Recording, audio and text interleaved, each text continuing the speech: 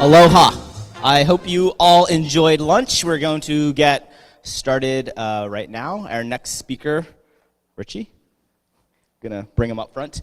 Richie is a senior threat hunter at Spectre Ops, and before that, he worked at Apple, so he actually really knows what he's talking about. So we're super stoked to have him talking, so let's give a round of applause for Richie.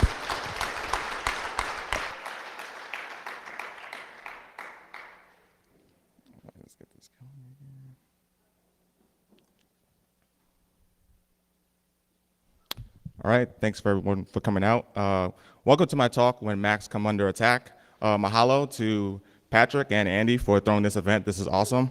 I'm happy to be a part of it. Like Patrick said, my name is Richie Cyrus. I work for Spectre Ops on the adversary detection team. And so I'm a fan of most things, network security monitoring, also incident response, and anything related to Apple, besides doing Apple incident response and forensics. Like I'm a big Apple fanboy, so anytime the products come out, Go iPad Pro and new MacBook Air, I'm all in on those. Also, I blog at securityneversleeps.net. And so I cut a lot of my teeth doing the Apple incident response and detection while I was at Apple. And so while I was at Apple, I got introduced to a lot of problem sets around incident response and detection as far as Macs go, especially at scale. And so a lot of this talk will be about how to do those things at scale, and then also from a threat hunting perspective. And so this is a little bit about the outline of the talk. So I'll go into the need for macOS threat hunting, also what the macOS threat landscape, attack landscape looks like today, also the hunt methodology about how to go about hunting for malicious things on macOS systems, and then some of the adversary techniques and detections that you could build around those techniques and tactics, and then also a threat hunting demo. So there'll be an attack going on, and then as threat hunters, we'll see how to go about and collect some of the data, and then also analyze that data to proactively find some threats that occurred. All right, so back in 2007, Apple ran a series of commercials, the PC versus the Mac. And so the PC guy is the guy in the suit, the Mac guy with the cool hoodie on, and right now he's taking care of the PC guys because, well, PCs have over 100,000 viruses and Macs don't get viruses, and we all know today that this is not the case, but although the Mac viruses back then weren't as prevalent, back in 2006, you had things such as the leap worm, where there was evidence that, hey, Macs weren't, fully immune to malicious software or malware, as we call it today. And so this takes us to modern day, where the amount of Macs that we see in the enterprise space at home with a lot of users are continuing to grow. So as the market share for Macs continue to increase, then attackers become more interested in the macOS platform, right? And so by virtue of that, you'll start to see more attacks. So now malware authors are more interested in targeting the user base, people who are using macOS systems. And so you have folks like nation states, APT groups that are now interested. So you have malware X agent that was used by APT 28. And then also Ocean Lotus that was used by APT 32. And so that's the sign of the times to come, where you used to just have a lot of crimeware and adware stuff going on Macs, but now you start to see nation states actually be interested and create some malware, custom malware to attack some of the groups that they're interested in. All right, so what's the landscape for today as far as macOS attacks? So before we go into threat hunting and how to do that, we have to understand the attack landscape of today. So how are Macs getting compromised? Well, there's a few ways, and this is kind of unique to macOS. It doesn't really happen too much in the Windows world, but supply chain compromises, which has been pretty prevalent over the last couple of years. In this instance here, I show Handbrake. So the Handbrake tool, the download mirror for that tool was actually compromised. And so when folks would go to download what they thought was the original Handbrake, the safe Handbrake, they would install a malicious version that contained a variant of the Proton malware for OS X. And so I also have here listed macOS macros for Word. So there's PDFs, there's Word documents, Excel spreadsheets with macros enables, PDF with like JavaScript, which is allowed to execute to run. So a lot of attackers are still using documents to transport their malicious code onto systems. And then, of course, I mean, all of us in the room at least has one family member who has surfed the net using a Mac, and they come across Adobe Flash and an installer for Adobe Flash. It's 100% most of the time never Adobe Flash, so that's still one of the ways that attackers are able to get onto systems, and that's more of the adware kind of crimeware side of the house. And so now we'll get into defining threat hunting. And so just to level set about what we mean when we say threat hunting, because depending on what vertical you're in, some of the folks who do incident response consulting compared to some folks who are in an enterprise environment, threat hunting might mean two different things. So in the concept that I'm talking about, threat hunting in this fashion for this presentation, it's actively searching for malicious activity that has evaded defenses in place. And so you have your IDS sitting on your network, you have the firewall in place, you have AV. In today's day and world and time and age, those things, you need those things, especially in a corporate environment, but you have to now know that attackers are aware that those things exist, and then also ways to bypass those things to carry out the rest of their operations. And so attackers know what's there, especially on your network, and they will actively attempt to evade those controls. So this is more a security guard actually walking around the building and monitoring for certain things, as opposed to like sitting back at the desk and watching like CCTV and trying to find out what things are going on around premises. And so we'll go into why do we hunt. And so we hunt because with enough time, enough resources and effort, attackers will get in. Their time is unlimited, right? And sometimes their resources are unlimited as well. So you have to assume breach, right? And so the assume breach mentality is something that has been used for quite some time now, especially in the last 4 to 5 years, where you can no longer rely on just the defenses you have in place to hold you up and keep you away from all attacks, right?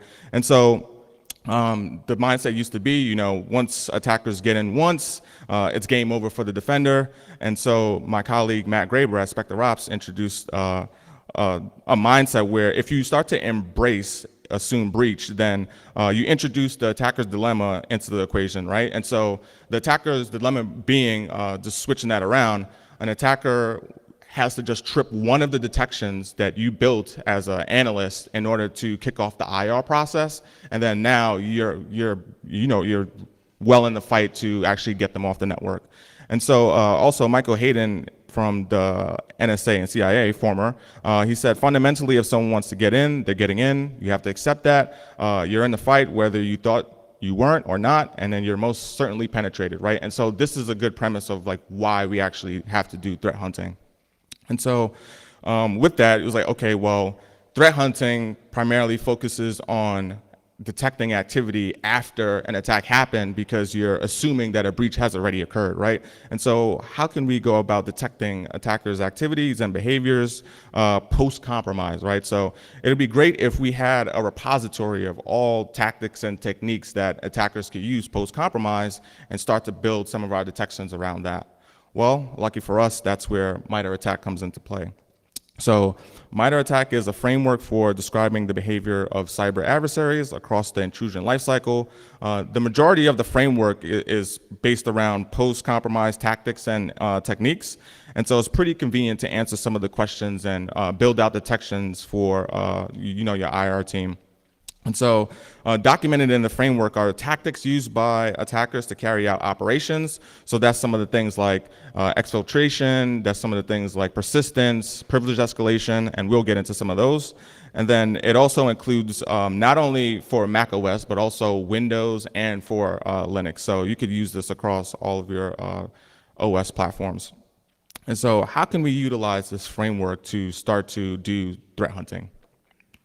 Well, the methodology that we subscribe to at Spectre Ops is to first identify the tactic and technique that you want to use. So going back to MITRE ATT&CK, actually pulling something out, maybe using persistence, and then going in and maybe looking at bash profile and bash RC and understanding that technique. So going in and saying, okay, we want persistence as a tactic and technique. We want bash RC or bash for persistence, and then actually identifying the procedures that were used. So these are the steps that we're taking to actually produce that output. So that could be done a number of different ways.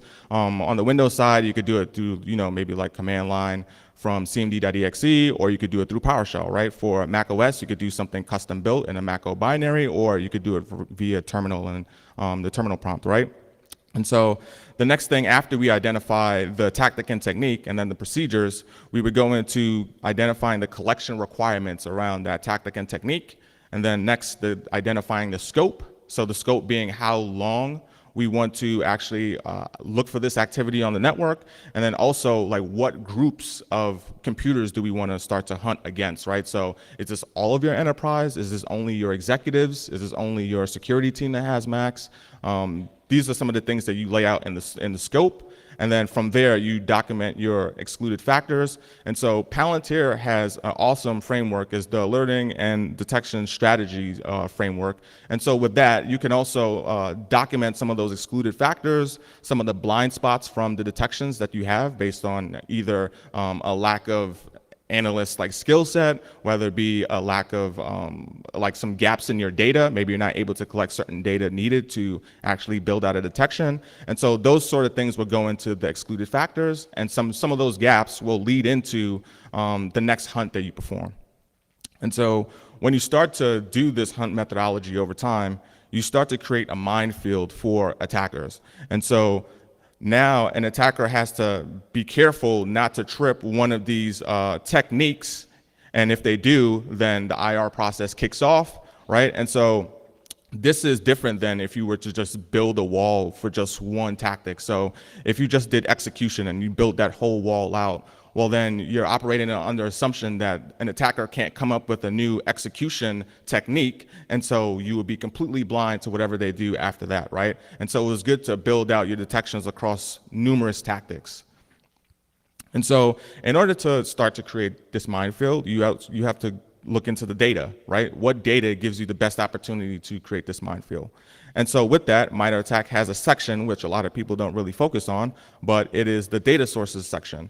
And so with bash profile and bash RC to maintain persistence on a system, you can see here that there's a data sources section.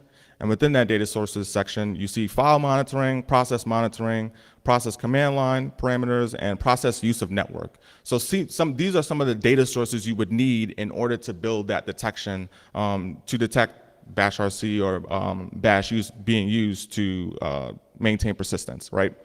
And so one of the things that I did using the MITRE ATT&CK framework was actually to collect some of the top Mac OS data sources that will give you the best chance to cover as many techniques as far as that matrix goes that we saw earlier, right? So put in as many bombs as possible so the attackers will trip over at least one of those, right? And so the top four were process monitoring, file monitoring, process command line, and process use of network. And so I'll go into some of the tools now, open source tools that can be used to actually collect some of this data that you could use for detection. And so one tool is Google Santa. And so Google Santa was developed by the operations team on the Google side. And so it's for the purpose of binary whitelisting or blacklisting, but on top of that, it also has binary whitelist. On top of that, it also has like process execution, process monitoring. It does application whitelisting, blacklisting, and you can install it as a kernel extension. So that covers the data set of process monitoring. Also, there's XNewMon that was created by Daniel Roethlisberger, and it's supposed to mimic Sysmon for Windows, but only for the Mac OS side. So that provides us with process monitoring. What's cool about this is that it gives you child and parent relationships as far as that goes. And then also, it takes it a step further where you can actually trace the child, the parent from a child, all the way back down to launch D, which is the initial binary that executes, the initial process that executes on the system in user land, right? And so that's pretty cool to see. And then also command line parameters. And so this also tracks the use of processes accessing other processes using syscalls like task for PID, which is important, and then also tracks when a process actually adds or modifies a launch daemon or launch agent. So that's beneficial to us too. So in the future, that tool will have full support for network connections as well. And then also, many of the folks in the room are probably familiar with OS Query, especially on the Mac side, and that's been created by the team at Facebook. And so it could be used for file integrity monitoring, scheduled queries, especially enterprise sweeps. So it's good for point in time. So you want to build a query based on the tables that it provides in kind of like a SQL format. And so you would create your query, and then you would run that query at a set interval over, maybe like every 8 hours, every day, every week, right? And so built in within that too, you can also do some Yara scanning, and then it also has the ability to do process monitoring. It's not the best way to do process monitoring, especially because it piggybacks off of ATT&CK for Mac, and that's a little clunky to work with. But an honorable mention here is actually SU PR audit that is created by Jonathan Levin, which is far superior than the PR audit that you have on Mac OS systems, and it piggybacks off of ATT&CK, because we all know that using PR audit in an enterprise environment, you just can't work with those logs. They're a pain to deal with. So using his tool, you could at least start to make some better use out of the data that gives you. So now we'll get into some of the techniques and tactics that are used by adversaries today. So the first being persistence, right? And so once an attacker gets onto a system, they don't want to lose that access. They have to find a way to survive no matter what the user might do. They want, whether the user reboots or does something crazy to their system, they want to be able to live on that system for an extended period of time to carry out their operations. And so believe me, like working with a lot of red teamers at Spectre Ops, they absolutely hate phishing. So persistence is key, especially on Mac OS. And so one way attackers commonly persist on Mac OS is launch agents and launch daemons. And so this is kind of a diagram flow of like how launch agents and launch daemons work.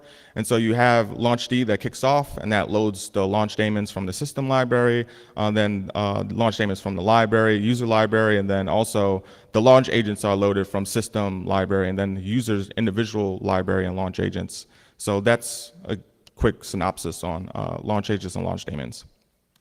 And so this is what a launch agent looks like. So if you use the PLU tool, -P to print, this is actually the output from the little snitch plist that exists on my system right now. And so the important thing to note is run at load, right? Because if that's set to 0, then the binary associated with that launch agent won't run at load, right? It won't start up. So once that is set to 1, then for certain that's going to exist, and the binary associated with that plist is going to kick off. And so some of the some of the actually launch agents and launch daemons that are used by attackers in the wild. The first image we have here is the co-root rat, and that's persistent via launch daemon. And then we also have another another launch agent that was used in the Mac update website. And so they piggybacked off of Firefox and created like malicious Firefox download, right? And so you were able to download Firefox with some malicious stuff entered into it, and it would actually persist as a launch agent. So down here you see that macOS update plist was actually loaded using launch control, and it installed that plist to the system and the launch agents directory. So that binary associated with that plist is now going to kick off at runtime. And so one of the weird things that you can do using Patrick's tool is actually take a deeper dive into the launch agents and launch daemons on your system. So once one tries to install using this tool, maybe you can take a look and see that the launch agent or launch daemon is actually unsigned, right? And then on top of that, another thing that might stick out is that the startup binary exists in temp, right? And so the fact that it exists in temp and the fact that it's unsigned and it starts with com.apple is probably an indicator, as Jaren mentioned earlier, that hey, like things are awry. Like that's usually associated with launch agents or launch daemons or things that are signed by Apple. And so with that, we could create our hypothesis that says an attacker has compromised at least one system in our environment and is persisting via a launch agent or a launch daemon.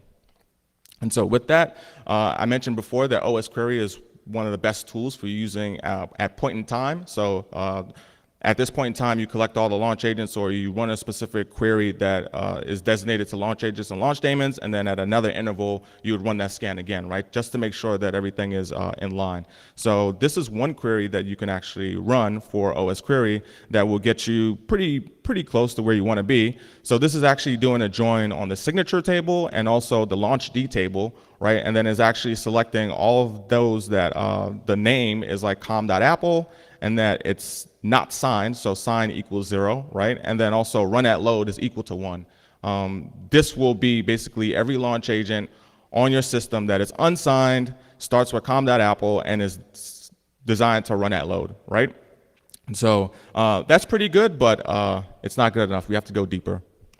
And so another hypothesis that we could come up with is like an attacker has compromised at least one system and is persisting via a signed launch agent or launch daemon in which the associated binary is not signed by Apple. And so in a lot of malware today, we're actually seeing that the malware that is being used by attackers is actually signed in some sort of way using a valid Apple developer certificate, right?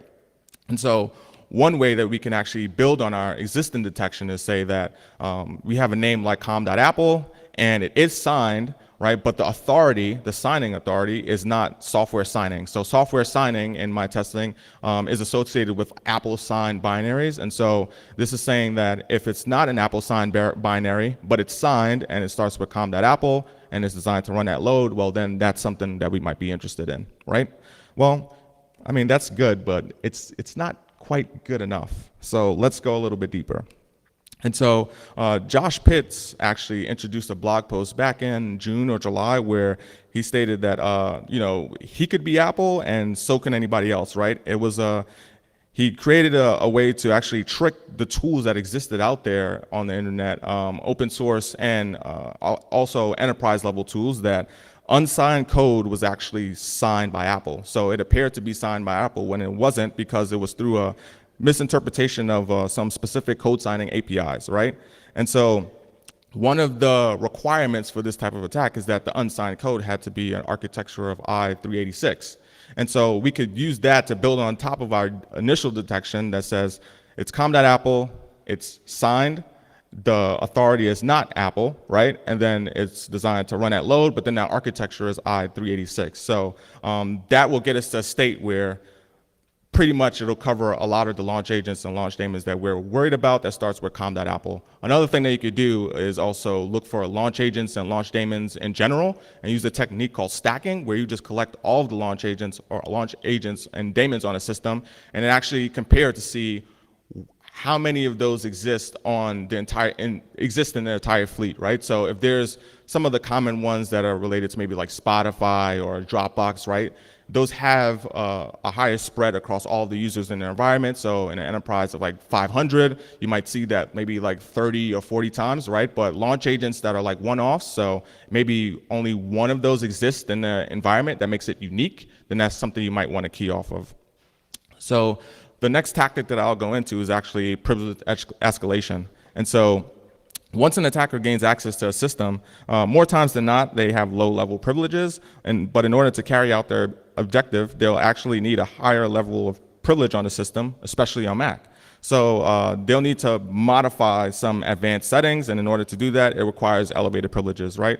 So the bad thing about this is that most users on their Mac are typically admin or running as admin, right? So if you actually compromise the user in some way or gain access to their password, well then essentially you can just become an admin, right? And so one thing that doesn't help this is like vulnerabilities that exist that probably shouldn't exist because of just quality control issues. But root comes to mind, and that happened in 2007, where you were able to just enter root as the username and then press enter a couple times, and now you become an admin. So things like that definitely doesn't help the cause of privilege escalation. And so when we're on Mac OS systems, most of the time, user experiences too, you'll get a pop-up and that pop-up will say something, right? And we'll get a bunch of these pop-ups throughout the day, and most of us either like cancel or we're entering something trusting that whatever privilege we just gave that application won't do some harm to our system, right? And so this is something to be aware of because attackers are actually doing the same thing where they'll provide a prompt to the user and maybe sometimes that'll be in a loop until the user enters in some information, right? Either credentials or something that will help them to get escalated, right? And so this is just one way that you can do that. So it's very trivial to create like an Apple script that will create a prompt and it'll collect the details once you press OK and store that somewhere, right? And we'll see that in a demo a little bit later. So with that now, we can create a hypothesis of the following. An attacker has compromised at least one system and has escalated privileges through the use of sudo, right? And so what can we do from a detection standpoint is actually baseline the use of sudo in our environment, right? So like Jaron mentioned earlier this morning, it was like, yeah, sudo exists. Your end users probably shouldn't be using sudo too often. Maybe your sysadmins or folks that are actually doing a lot of the admin work on your Macs and your fleet, but you can't expect the average person in your company to actually be using sudo too often, right? And then also monitoring for the use of security off trampoline, right? And so security off trampoline actually is related to the API call of authorization execute with privileges from the security framework. And so it'll prompt for elevated creds and then execute the code as a privileged user. And so process monitoring is actually a good data source to use for this sort of thing. So I'll go into the next tactic of defense evasion. So in order to discuss hunting for defense evasion in your environment, we also have to discuss what defensive mechanisms are in place on macOS systems currently. And so the first is file quarantine. So file quarantine is a security feature built into macOS designed to prevent infections. And so it'll prompt you to ensure that you really want to open a file that was downloaded from the web. It's meant to slow the user down, but it doesn't really prevent that malware or that code from running. It's just telling the user like, hey, you're potentially about to do something really stupid. Here's a second chance to kind of rectify that before we move further, right? And so how does file quarantine know that, like a specific file originated from the internet? Well, then once that file is downloaded, it has the extended attribute added and is similar to the mark of the web on Windows. And so complementary to file quarantine is Gatekeeper. So Gatekeeper was actually introduced in 10.7 to actually prevent untrusted code from running, right? So similar to file quarantine, but it'll check to see if the code is actually signed, and if not, then it'll prompt the user. So if signed, it'll also check to see if the code is signed by a trusted developer, and if not, it'll prompt the user. And it still leaves it up to the user to decide whether or not they want to actually run that code or not. It doesn't actually prevent anything from happening. It's just another mechanism to kind of slow things down, right? And so next we have XProtect. So XProtect is basically like the AV subsystem for macOS.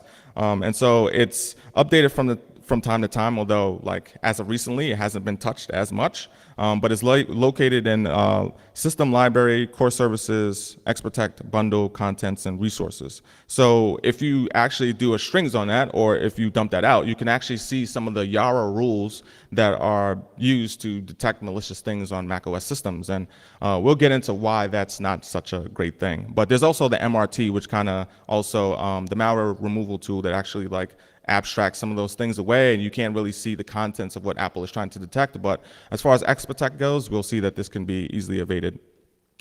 And so the next thing we have is system integrity. Once malware gets onto the system, well, Apple doesn't want things to be awry or go awry, so it's kind of like the rootless mindset. So even though someone has God-level access to your system, there's only so much they can do due to entitlements given to files and directories. And so although this is a good thing for users and it protects a lot of things, especially from the system perspective, this has made it a pain in the rear end for a lot of the researchers out there. I mean, raise your hand if you have a VM that has SIP disabled.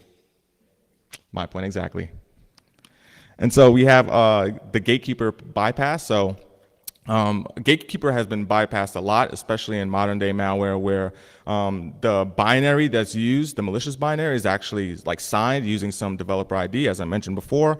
But then also curl and wget or Python are used to download files within an application or just download files in general that once that's downloaded, because terminal or the shell is not quarantine aware, it doesn't get hit with that quarantine extended attribute. And so Gatekeeper or file quarantine doesn't know to wake up the system to say, okay, like something bad might be happening, right?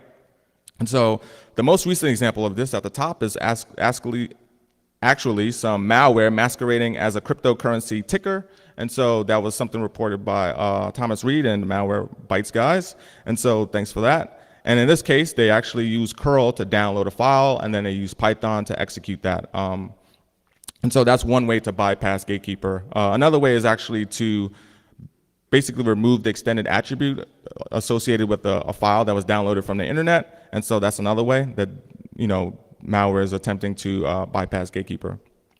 One thing that I did mention is too that XProtect can also be evaded. So because us as users can see the Yara SIGs for XProtect, well, attackers can see them as well. And so some modifications to their code could be made such that it evades those Yara signatures, right? And so one hypothesis that we could come up with is an attacker has compromised at least one system and is attempting to evade defenses, especially SIP and or Gatekeeper. So with that, we can go to our trusty friend OS query again and come up with some new queries. So we could select from the SIP config table, right? And then also give it the config flag of SIP, and then enabled equals 0. So that means that SIP is actually disabled on systems. So in a corporate environment, there shouldn't be many systems with SIP disabled, right? Because that requires you to actually go onto the box physically, actually boot using Command R, and then actually using things like CSRUtil disable. And so that's very unlikely for a user to actually know or actually do, right? And then also you have Gatekeeper where assessments enabled is equal to 0. So that means Gatekeeper is not enabled on the system, right? And so that could be used using the spctl command where you do -- master disable, and users probably shouldn't be doing that either. You need some escalated privileges to do that sort of thing. So these two things, if they exist on a corporate network, probably a sign that something has gone awry, or at least a chance to take a second look. And so the real-time piece, you can actually baseline the use of curl in your environment, right? So if you baseline the use of curl in your environment, you'll see that maybe folks are curling to pull down things related to maybe development, maybe things related to doing system administration, definitely not things that Jaron mentioned earlier where you're pulling down stuff from IP addresses and not actual like domain names, right? So that might be suspicious. And then also monitoring for the use of spctl to actually disable Gatekeeper, and then the use of xadder, right? Because most end users probably don't know what that is, probably never opened terminal in their life, and if you see a lot of execution of that, especially on one specific system, that's a heads up, right, to kick off the IR process. And so we'll get into the fun part of the presentation where here's the email here that some folks, it's very possible that can happen where the email is sent to all of your end users. Imagine that this has happened. Sent to all of your end users saying, hey, tomorrow all macOS systems will be updated to Mojave. You need to download this Apple script and actually run this command in order for your system to be fully able to continue running on the corporate network, right? So failure to do so might affect your ability to connect to the corporate network. So your end users get this, they start freaking out. They see things in red, they see a script, they're like, hey, like I need to do this, right? And the instructions here are very specific. They say, hey, open up the terminal app and actually enter in this command. So users could do that. And so I'll go into the monitoring, an example of some monitoring that you can do to actually set up in your own environment. So we have OS query on a box. We also have xnewmon on a system. And then that data is being collected and it's outputted via JSON. And so from that, you can use FileBeat to actually send that to an ELK instance. So in this particular instance, I use Helk, which is a tool that is created by my colleague at SpectreOps, Roberto Rodriguez, which is basically a hunting elastic stack, right? And so from the attacker's perspective, they actually use Empire, which is a tool also created from the guys at SpectreOps that does Windows and Mac kind of remote access type things, right? So this is a demo that's coming up here shortly. So as a threat hunter, we could say, okay, an attacker has compromised at least one system in an environment and is executing malicious code via AppleScript, right? So this is the tactic of execution and then the technique of AppleScript. And so I'll get into the demo. All right.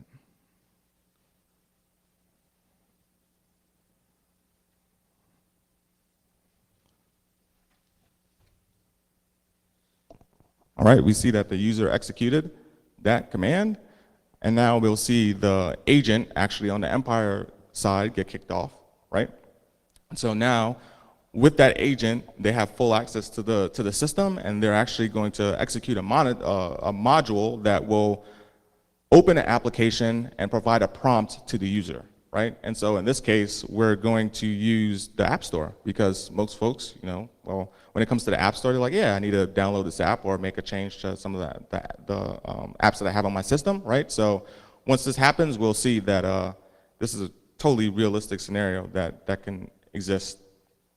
And so we see the agent here, we set it up, pointing to the App Store, and it's going to execute. So now we'll flip back to the user side and see exactly what happens.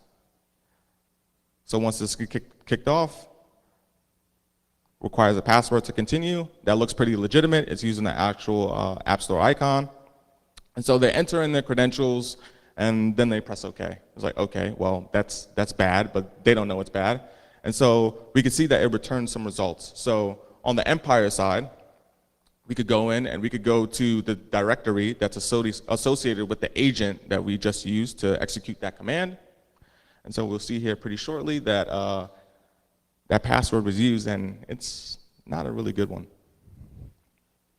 So now we're just catting out the agent log, and we see that the text that was returned is Apple123.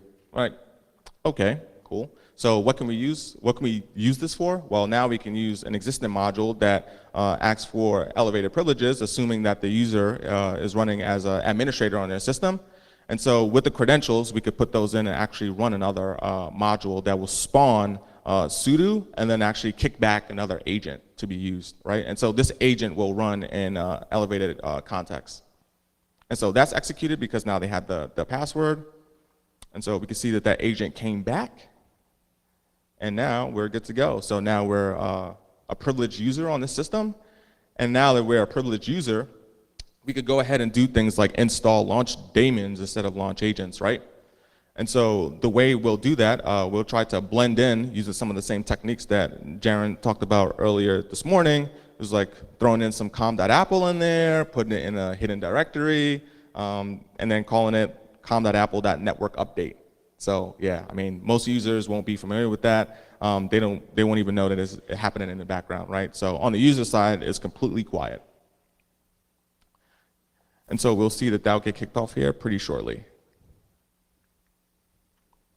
And you see the dot in front of the network update, that's the location that it's going to be. So it's going to be set into the user's context, and it's going to be a hidden file. So good luck to the IR team that has to go ahead and find that. So now we're kicking over to the hunt side. And so we're in Kibana here, and all of the data that we've been collecting is being sent off. So we're looking for OSA script associated with AppleScript executions. And so we see that 62 instances exist. And so with that, we want to dive a little bit deeper, right?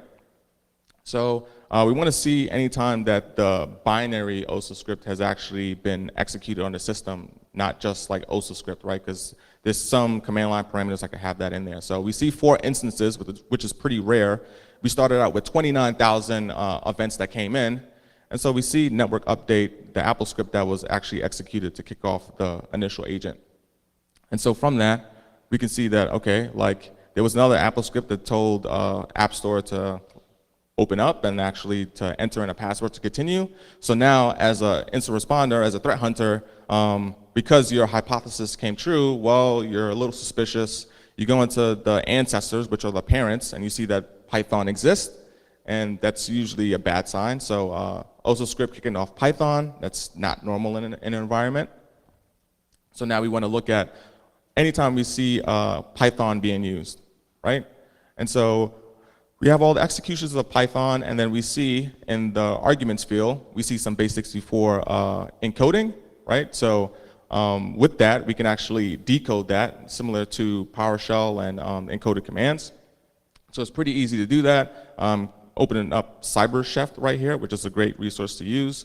And so with that, throwing in the base64, and we get some data back. So this looks like a request going out to an IP address. And so that doesn't look too promising. So now as a threat hunter, as an incident responder, things are definitely like, the light bulbs are going off, like red alarm, red alert, like let's get the system off the network, right? But now that we have this data source, we actually want to pivot off of that. But initially, we could have caught this detection as well using some of the queries that I introduced, where we're looking for com.apple installed as a launch daemon that is unsigned, right? And so here, because we already had that set up, we can see that the launch daemon, when it was created, got logged. So that's another way too, from an IR perspective. Even though you had hunts that you're currently on, your previous hunts should have turned into detections for you to actually build upon. So we see that that query that we ran in OS query, running at an interval, came to fruition, and it gave us some fruitful results.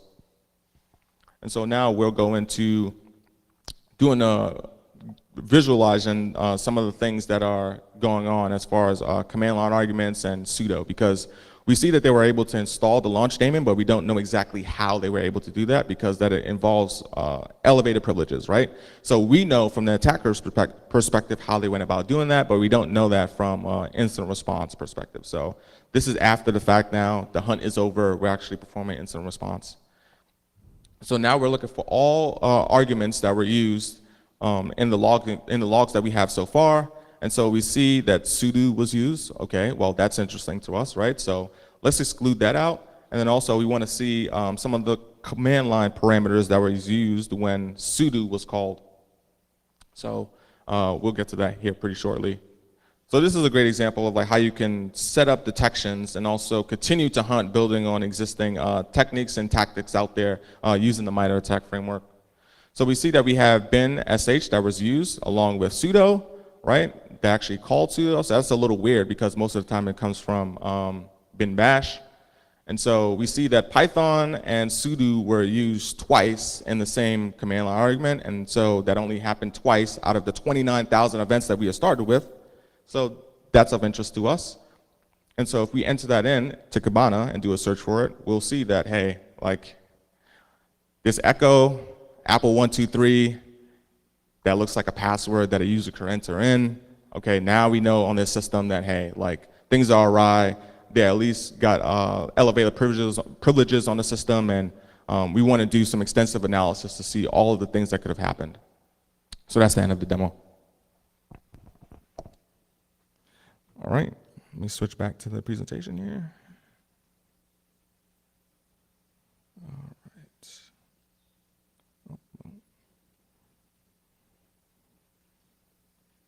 Oh, give me a second here.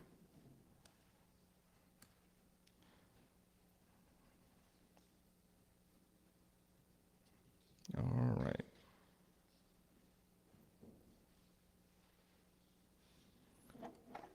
All right, so that's the end of my presentation. I also want to give some credits to definitely Jonathan Levin for his book that he created. So volume 3 was very useful as far as IR and detection. If you're a detection, incident response, threat hunter on the macOS side, I highly recommend that book.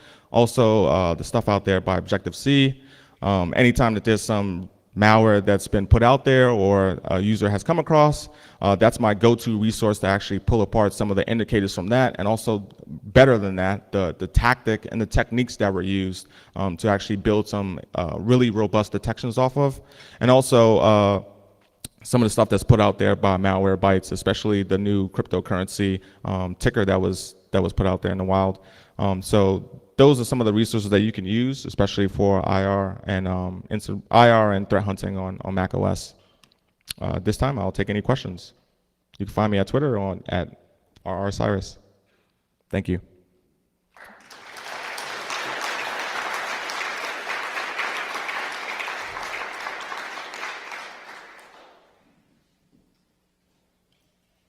No questions? No.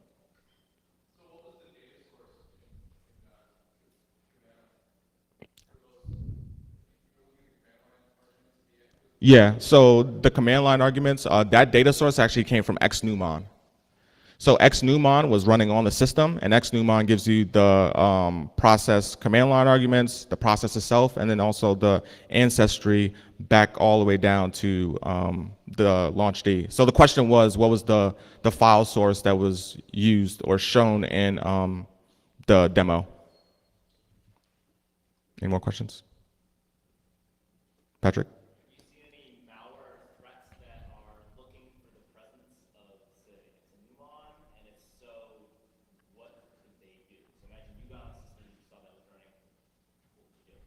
Yeah, so I haven't seen it specifically for xnewmon, but there's some tools out there that test, like actually show signs of trying to detect things like little snitch being on the system existing on already. And so if it sees that, then the malware might execute a different way. But in its check for trying to determine whether little snitch exists on the system, that's also an opportunity as a defender to log that and look for that technique being used. So checking for existing tools on the system.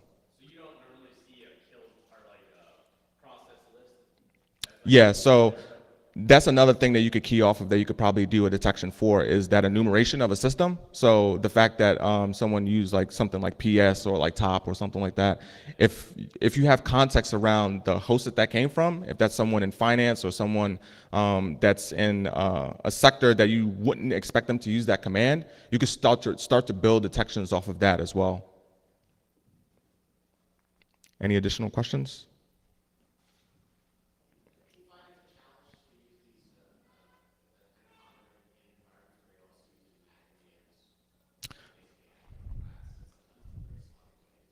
So the question was, is it hard to kind of delineate or work with MDM products that exist on Mac OS systems while running some of the monitoring tools I discussed?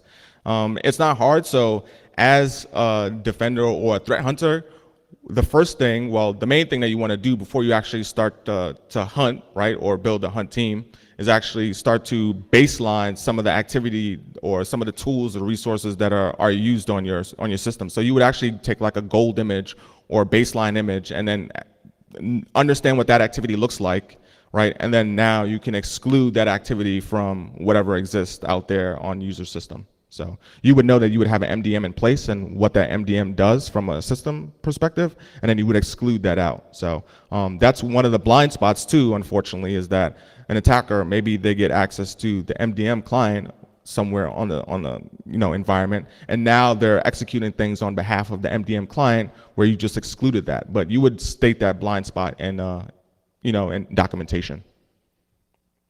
Any more questions? Mahalo.